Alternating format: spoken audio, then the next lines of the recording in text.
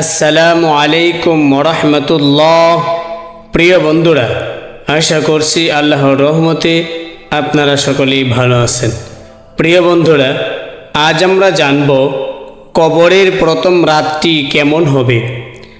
কবর পরকালের প্রথম ঘাঁটি। যে ব্যক্তি ভালো আমল করবে এবং আল্লাহর সঙ্গে সাক্ষাৎ করার জন্য প্রস্তুতি নেবে, কবর তার জন্য সুখ ও আনন্দের ঘর।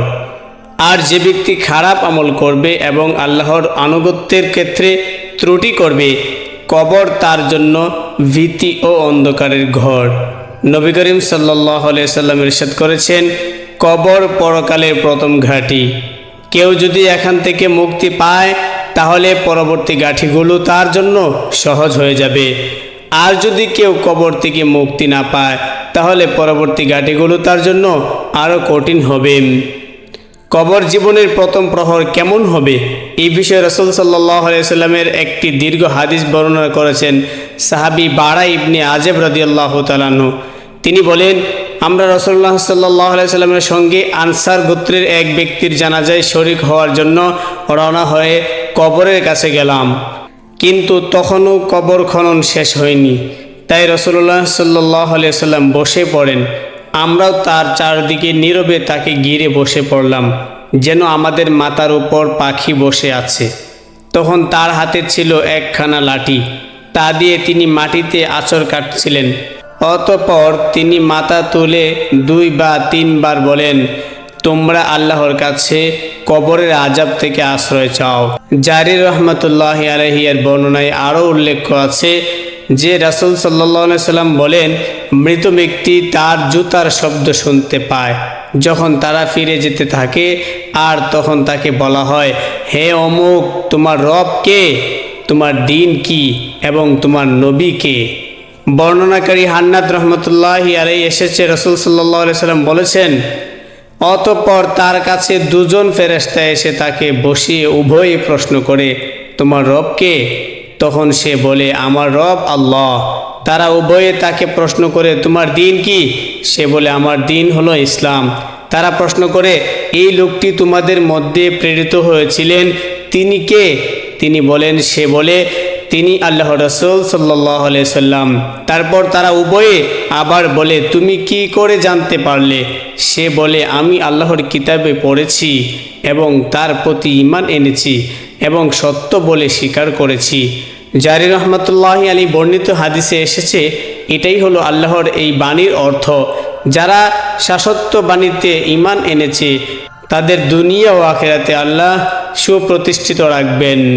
এরপর বর্ণনাকারী জারির ও হান্নাদ উভয়ে একইভাবে বর্ণনা করেন। নবী সাল্লাল্লাহু আলাইহি সাল্লাম বলেছেন, অতঃপর আকাশ থেকে একজন ঘোষক ঘোষণা করেন, আমার বান্দা যথাযথ বলেছে, সুতরাং তার জন্য জান্নাতের একটি বিছানা বিছিয়ে দাও এবং তাকে জান্নাতের পোশাক পরিয়ে দাও।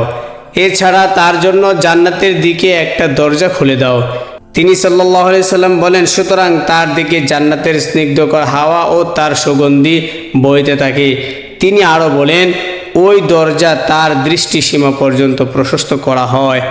অতঃপর নবী করিম সাল্লাল্লাহু আলাইহি সাল্লাম কাফিরদের মৃত্যু প্রসঙ্গে বললেন, তার রূহকে তার শরীরে ফিরিয়ে আনা হয় এবং 2 জন ফেরেশতা এসে তাকে বসিয়ে প্রশ্ন করে, তোমার রব কে? সে উত্তর দেয়, হায়, আমি কিছুই জানি না। তারপর তারা প্রশ্ন করেন, তোমার দিন কি? সে বলে, হায়, আমি কিছুই জানি না। তারা প্রশ্ন করে, এই লোকটি তোমাদের মধ্যে প্রেরিত হয়েছিলেন, তিনি কে? সে বলে, হায়, আমি তো জানি না। তখন আকাশের দিক থেকে একজন ঘোষণাকারী ঘোষণা করেন, সে মিথ্যা বলেছে, সুতরাং তার জন্য জাহান্নামের একটি বিছানা এনে বিছিয়ে দাও এবং তাকে জাহান্নামের পোশাক পরিয়ে দাও, আর তার জন্য জাহান্নামের দিকে একটা দরজা খুলে দাও। তিনি বলেন, অতঃপর তার দিকে জাহান্নামের উত্তপ্ত বাতাস আসতে থাকে। এছাড়া তার জন্য তার কবরকে সংকীর্ণ করে দেওয়া হয়, ফলে তার এক দিকের পাঁজর অপর দিকের পাঁজরের মধ্যে ঢুকে যায়।